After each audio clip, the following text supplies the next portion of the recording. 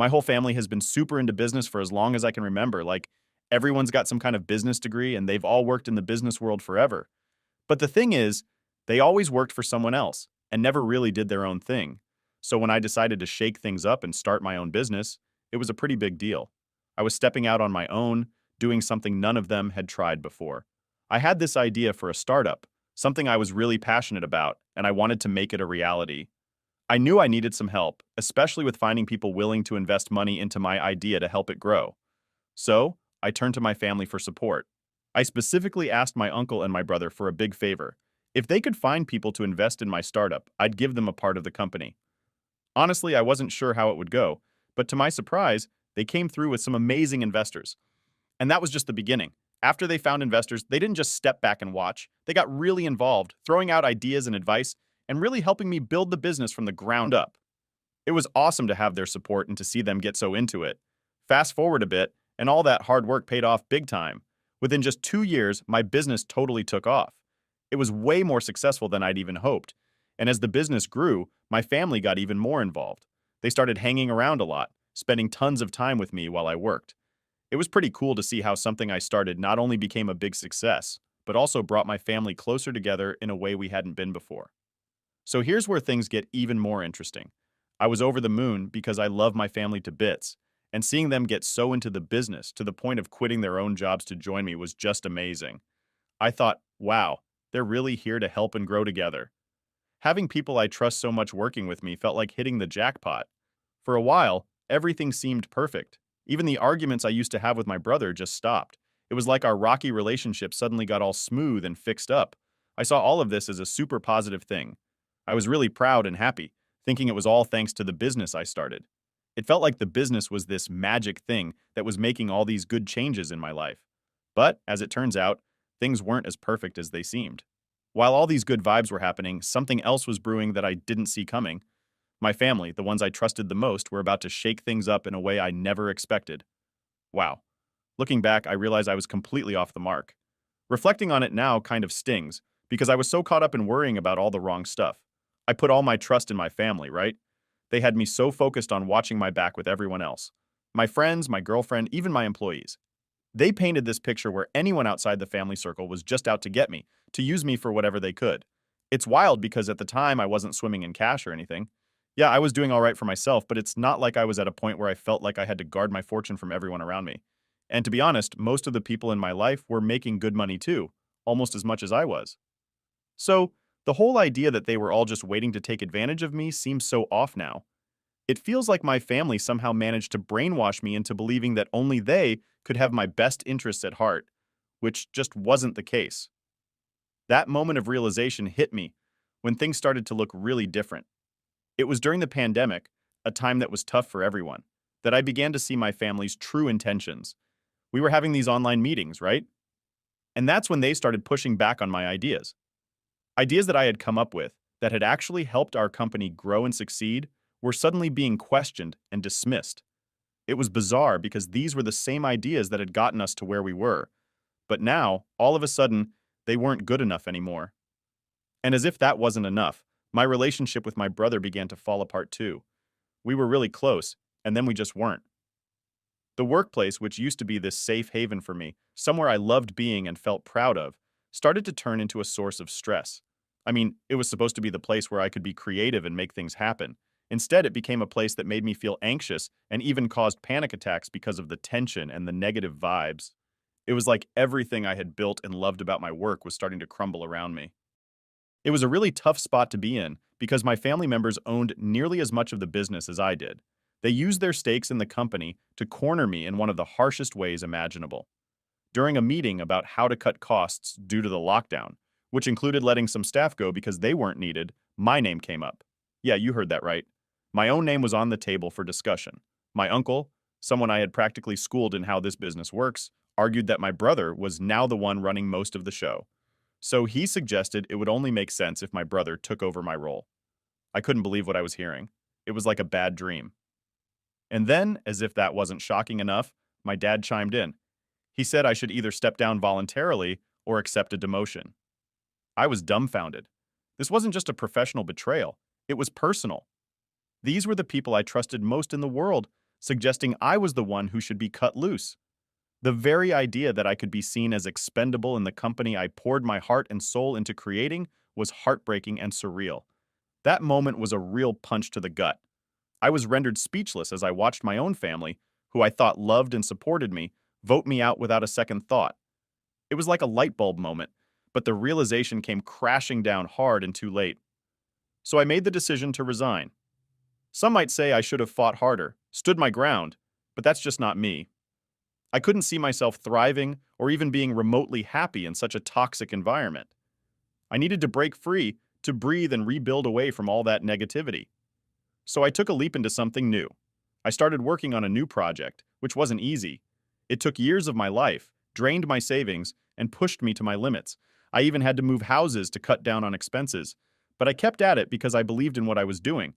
Thankfully, all that effort wasn't for nothing. By the time the world was starting to open up again after the lockdown, my new business was ready to go. Starting over wasn't easy, but it taught me a lot about resilience and the importance of being true to myself. It was the beginning of a new chapter, one where I was in control and could build something positive without the shadow of family betrayal hanging over me. It's amazing how life can do a complete 180 when you make bold decisions. The new business didn't start showering me with profits right off the bat. It took a solid year before I began to see the fruits of my hard work. But from the get-go, it was clear that this venture was on a trajectory to outperform my first business. Finally, I felt genuine happiness again, surrounded by people I chose to be with, my new family made up of friends and colleagues who supported me through thick and thin. The moment I walked away from my old business, I also walked away from my biological family.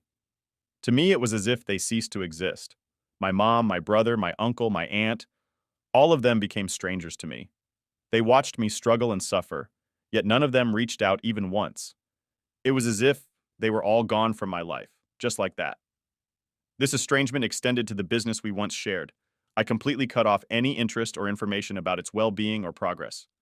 It was a clean break, not just from the people who hurt me, but from a past that no longer aligned with who I wanted to be and where I was headed. The discovery of my brother's resume among those shortlisted for a high-level position in my new company was nothing short of astonishing. It was bewildering to think that he, essentially a co-owner of what used to be our family business, would be looking for employment elsewhere. The situation was filled with irony and raised a whirlwind of questions in my mind. Why would he need another job? What had happened since I left? I decided that I had to be the one to interview him. I needed to understand the circumstances that had led him to this point. The day of the interview arrived, and when my brother walked into my office, the sight of him was startling. The stress and the years seemed to have taken a heavy toll on him. He looked as if he had aged far beyond his years in the short time since our paths had diverged. The moment he saw me, his reaction was one of sheer shock. Despite the surprise, he attempted to maintain his composure, an effort that spoke volumes about the complexity of emotions and perhaps the hardships he had been enduring. It was clear that this interview was going to be about more than just a job opportunity. It was a chance for revelations, for understanding what had transpired in the time we had been apart, and possibly for closure or a new beginning. So, I was in this really awkward situation where I had to interview my brother for a job at my new company. I tried to keep things as normal as possible during the interview, but deep down I was struggling. It was tough because all the bad stuff he did to me before just kept playing over and over in my mind. It was like watching a movie that you can't pause. And then, when we were wrapping up, I ended up saying something to him that he had said to me a while back. It was about how he might not be the best fit for this particular job and maybe he should try for something a bit less fancy. Well, he definitely remembered me saying that because he got super mad right away. He started saying how I was being really unfair and letting my personal feelings mess up my judgment. He was pretty upset, saying a bunch of stuff about how I was making a big mistake. I was like, if you don't like how things are going, you're free to leave. And guess what? He actually left. I didn't really think much of it until later when my phone went crazy. I mean, it was like everyone in my family decided to message me at once, telling me off for not hiring my brother. They were saying things like how he's way more talented than I'll ever be, and how I was wrong to not give him the job. It felt like everyone was ganging up on me just because I didn't think my brother was the right fit for the job in my company. It was a lot to deal with, especially with all those messages coming in nonstop. So, things took another twist. My whole family started hitting me up, asking me to give my brother another chance at the job, and even to help out with their company issues. Normally, I'd just shrug it off and move on. But then, my wife mentioned something that got me thinking. She pointed out that my brother has his own family to take care of, like his kids and his wife. That made me stop and wonder if I should look at the situation differently. But here's the deal.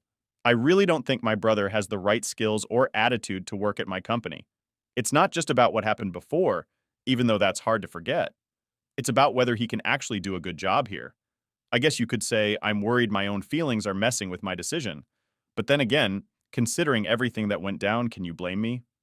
It feels like a tricky spot to be in. To add another layer to this whole mess, an old friend I grew up with, who knows both me and my brother pretty well, reached out to me. He used to work at the family company after I left, but didn't stick around for too long. He filled me in on everything that's been happening there since I walked away. Hearing it from him, someone on the inside, definitely gave me a lot to think about. Hearing from that old friend really opened my eyes to what's been happening at the company since I left. According to him, my brother, along with our uncle and dad, just started to take it easy. They seemed to think the company would just run itself without them needing to put in much effort. It's almost like they forgot that a business needs people to steer it and make decisions, not just sit back and watch. I can't help but think they really didn't appreciate the hard work I was putting in when I was there. It makes me wonder how they managed to get their business degrees in the first place. As they kept slacking off, it didn't take long for that attitude to spread throughout the company. When the people at the top don't show any interest or drive, why should the employees? So naturally, the employees started to care less and less about their work too. It's no surprise then that the company began to struggle. If nobody's trying to improve things or even maintain them, things are bound to go downhill. And that's exactly what happened. The company started losing money. It's a clear case of neglect leading to decline, which is pretty sad to see, especially considering it was a business I once poured so much of myself into. The situation at the company went from bad to worse, it seems. Not only were my brother and the others not putting in the work, but any money the company did make was being blown on expensive stuff like fancy cars. And from the sound of it, they're not even considering selling those to help the company out. My friend made a good point. It's not just about the business being in a tough spot, it's more about how it's being run. With leadership like that, any company would be heading for trouble. This whole mess has got me thinking about possibly buying the company. Imagine that, taking it over but making sure those idiots, as I've come to think of them, aren't part of the deal. I need a clean slate if I'm going to turn things around. In the meantime, I've put a pause on all communication with them. I blocked them so I can have some peace and quiet to sort through my thoughts and figure out my next steps. It's a big decision, and I don't need their constant messages distracting me or clouding my judgment. So yeah, that's the latest update. I've got a lot on my plate, trying to sift through everything and considering a move that could either be really smart or incredibly risky. But one thing's for sure. If I go through with this, it's going to be on my terms, without the dead weight to drag it down again. Setting up that meeting must have been a bold move, signaling a potential turning point. Laying down your terms clearly from the start was crucial, especially stating that they would have no role in the company moving forward. It's interesting, though not entirely surprising, that their readiness to step away became apparent once money was mentioned. It speaks volumes about their priorities, and perhaps confirms some of your suspicions about their motivations. This eagerness on their part to accept the offer, especially considering it wasn't a fortune, really underscores how little they seem to care about the true potential of the business.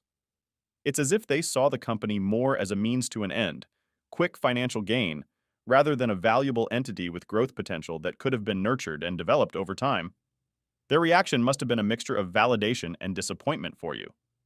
Validation in seeing that your assessment of their commitment and vision, or lack thereof, was accurate, and disappointment in realizing that the business, which could have meant so much more under different stewardship, was so easily relinquished. Moving forward with the company under your control presents both a challenge and an opportunity. It's a chance to rebuild and redirect the business towards success, guided by a vision that values both the enterprise and the people it serves. This journey might also offer insights into your own capabilities, resilience, and the values you want to embed within the company culture. It's a significant step, but one that opens the door to reshaping the business into something that reflects your commitment, vision, and hard work. Getting my company back felt like winning a marathon that I didn't even realize I was running until the last mile. Imagine, for a moment, you had a treehouse, a special place you built with your own hands, filled with all your favorite things. Then, one day, your cousins take over, and instead of keeping it cool and awesome, they kind of let it fall apart, not really caring about it the way you did. That's what happened with my company. My family had it, but didn't really keep it in tip-top shape. They thought it would just stay awesome by itself, which, of course, it didn't. So I saw a chance to get my treehouse, or company, back, and I jumped on it. I teamed up with my pal, the one who filled me in on the latest family drama and the state of the company. It's been quite the journey, but now we're co-owners, ready to clean up and bring back the magic. Buying the company back was no easy feat. Imagine trying to negotiate the rules of a board game in the middle of playing it, and everyone's trying to twist the rules to their advantage. That was what dealing with my family felt like. There were lots of under-the-breath comments and eye rolls, kind of like when you're forced to share your video game controller with a sibling who then pretends they're playing nice. But here we are. I've got the company back. And it's pretty surreal to see my family splurging on all sorts of random stuff they don't need, like someone winning a shopping spree and buying a lifetime supply of inflatable pool toys, but they don't even have a pool. And about them kicking me out before, saying I wasn't doing my part. Well, who's got the keys to the kingdom now? It's a strange twist of fate, but I'm not one to hold grudges. I'm just here, ready to roll up my sleeves, with my friend by my side, and get to work on making the company shine again. It's going to be an epic cleanup mission, but hey, I'm all for it. Now for the top comments before the update. Only God can help them. Now, NTA. I don't think you need anyone's opinion on this situation. Your brother is an egotistical person, and even if you didn't give him a job simply because of what he did to you in the past, that is completely valid as well. Just do you, Opie NTA. But honestly, you should have looked into suing your family right then and there. But regardless, I don't think you're the a-hole in this situation. Story 2. So, I'm 16 years old, and I've got this best friend named Sarah, who's also 16. We've basically been inseparable since we were like 2 years old, which means we've been through everything together for 14 whole years. All through our school life, we've been in the same classes, sharing the good times and the not-so-good times. Sarah's kind of like a star in school. It seems like every guy has a crush on her. They're always going on about how she looks, especially her figure, which kind of made us both uncomfortable because, let's be honest, that's a weird and creepy thing to focus on. But if we're just talking facts, Sarah does have this sort of magazine cover look that a lot of people seem to admire. She's got that balance of being fit, but also has curves where society seems to expect them. Me? Well, I've never been the center of attention like that. I'm more like the person who blends into the background, which hasn't always been great for me. In fact, things got so tough with bullies at one point that I had to switch to a different school. It's weird how different our experiences have been, even though we're so close and pretty much like two peas in a pod in every other way. But regardless of all that, our friendship has been a constant, something solid and real amidst everything else that's been going on. Last year was super tough for me, especially because I was often picked on for being the fat friend in my group. Sarah, my best friend, knew all about it, but sometimes she'd say things that really didn't help. She'd talk about how she felt so fat that nobody would want to be around her, even though it was clear she was nowhere near fat. She even mentioned having anorexia and sort of bragged about it, which was really confusing and upsetting for me. At the time, I took her words at face value and believed she was struggling with anorexia because it seemed to become a big part of how she saw herself. After I moved to a new school, things started to change for me, including my weight. I managed to lose about 35 kilograms, that's around 77 pounds. Just to give you an idea, I was 5'8" and weighed about 198 pounds, which is around 90 kilograms. And after losing weight, I dropped down to around 121 pounds, or 55 kilograms. Sarah is the same height as me, 5'8", but she weighs around 143 pounds, or 65 kilograms. I've got to be honest, the way I lost the weight wasn't something I'm exactly proud of. It's complicated, and looking back, I wish things could have been different. But, well, it is what it is. I'm just trying to move forward the best I can. After months of hard work and not seeing Sarah in person, just staying in touch through texts and video calls, her birthday came up. She invited me over the day before her big party to have a smaller celebration with just her close family. When I arrived, Sarah's mom was totally surprised by how much weight I had lost. She was so used to seeing me heavier than Sarah, so seeing me in a completely new light made her react big time. She kept complimenting me, talking about how different I looked, and even Sarah's dad joined in. It was a bit much for me, and honestly, I felt super awkward about it. I tried to steer the conversation away from my weight loss, but it kept coming back. Sarah, on the other hand, was not having a good time at all. She seemed really upset throughout the day, and after I left, she sent me a text that hit me like a ton of bricks. She called me selfish and an asshole for overshadowing her birthday, accusing me of not caring about her struggles with anorexia. But the thing is, I never even brought up my weight loss. I did my best to change the subject whenever it came up because the last thing I wanted was to make her feel bad or steal the spotlight. It's tough because I think Sarah's reaction might be more about her own feelings than what actually happened. It seems like she's struggling with the fact that the roles have kind of reversed, and now I'm the one getting all this attention for my appearance, which used to be her thing. It's a tricky situation because I never wanted to make her feel upset or jealous. I just wanted to feel better about myself. Now for the top comments, NTA. But Opie, I just want to say that the fitness I ever was after losing a loved one and not being able to eat. It still blows my mind at all the compliments I receive. And I was truly at my sickest emotionally. So just keep in mind that people like this might not be good for whatever you have going on. Sarah doesn't sound like a real friend. I'd be blocking her and moving on from that toxicity. And I hope you're working with someone who is helping you to stay healthy. As for this situation, NTA, it's sad. Sarah and her family are this focused on the child's weight. Please just focus on yourself. NTA sounds like she relished having a fat friend to make herself look good. Funny how she doesn't mind you not receiving attention. But now the roles are reversed. It's all your fault, and not the fault of the people making a big deal out of it. It also sounds like her parents are probably very critical of her weight growing up, which also really sucks. Story 3. So, I have this sister, right? We were pretty close once upon a time, even had the same group of friends and everything. My best friend at the time was also super close to her. But things got really weird and bad when I was about 16.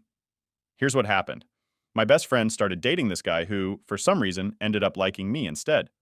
I didn't even know about it. But then, out of nowhere, my friend turned super mean towards me. She started bullying me really, really badly. It got so out of hand that after just 2 months into the school year, I had to switch schools. Why? Because she told everyone some super private stuff about me. Stuff that nobody should share, like how I was struggling with an eating disorder and social anxiety.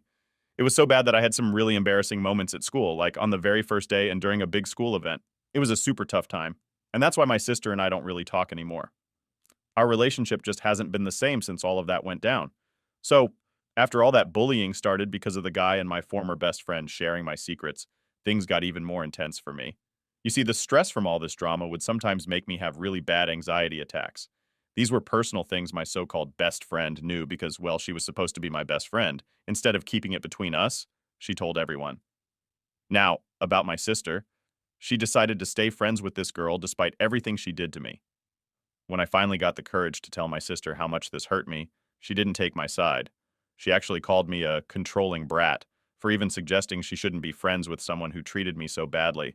That's when it hit me hard. I felt like I didn't just lose a friend, but I lost my sister too.